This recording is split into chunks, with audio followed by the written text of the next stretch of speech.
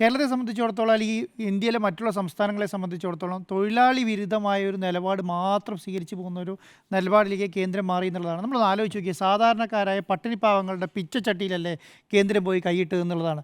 സാധാരണക്കാരായ ഈ കോവിഡ് കാലത്ത് ഈ 86,000 കോടിയായിരുന്നു കൊടുത്തുകൊണ്ടിരുന്നത്. അത് 1,00,000 സംതിങ് കോടിയായി ഉയർത്തി. അതെന്തിനു വേണ്ടിയിട്ടാണെന്നറിയോ? ഈ തൊഴിലുറപ്പില്ലായിരുന്നെങ്കിൽ രാജ്യത്ത് കലാപം നടന്നേനെ.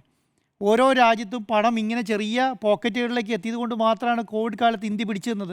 എന്തുകൊണ്ട് മനസ്സിലാക്കുന്നില്ല? 21 ലക്ഷം ആൾക്കാരാണ് കേരളത്തിൽ പണിയെടുക്കുന്നത്. അറിയോ? 21 ലക്ഷം ആൾക്കാർ.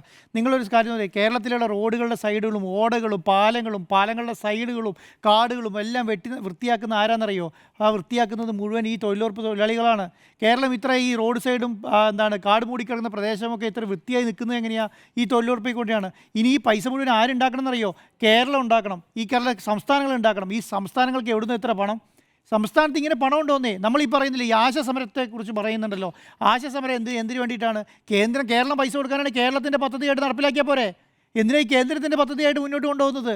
അപ്പോൾ നമ്മളെന്താ പറയുക, എല്ലാത്തിൻ്റെയും വീട് പണിയണോ? നിങ്ങൾക്ക് 60% കെട്ടി വെച്ചോളൂ, 60% കെട്ടി വെച്ചാൽ 40% കെട്ടി വെച്ചോളൂ, 60% ഞങ്ങൾ തരാം എന്ന് പറയാം. പണ്ട് ലോൺ എടുക്കാൻ ചെല്ലുന്ന സമയത്ത് ആധാരം കൊടുക്കുന്നതിൻ്റെ കൂടെ തന്നെ ഈ മുടക്ക് മുതലിൻ്റെ 40% കെട്ടി കൊടുക്കുക ബാങ്കുകാർ പറയായിരുന്നു പണ്ട്.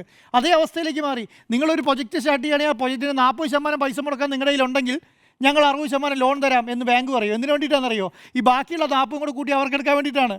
അതുപോലെയാണ് കേന്ദ്രം പറഞ്ഞുകൊണ്ടിരിക്കുന്നത്. കേന്ദ്രം ഇപ്പോൾ എന്താ പറയുന്നത്? നിങ്ങൾ 40% ഉണ്ടെങ്കിൽ ഞങ്ങൾ 60% തരാം. ആരോടാ പറയുന്നതെന്നറിയോ? പട്ടിണി പാവങ്ങളായ തൊഴിലാളികളോടാണ് പറയുന്നത്. നിങ്ങൾ ഇത് കേരളത്തോടോ സംസ്ഥാന സർക്കാരുകളോടോ അല്ല പറയുന്നത്, ഓരോ സ്റ്റേറ്റ് ഗവൺമെൻറ്റിനോട് പറയാം. സാധാരണക്കാരെ തൊഴിലാളിയോട് പറയുന്നത്, നിൻ്റെ അടുത്ത് 40% ഉണ്ടെങ്കിൽ ഞാൻ 60% കൂടെ തരാം എന്ന് പറയുകയാണ്.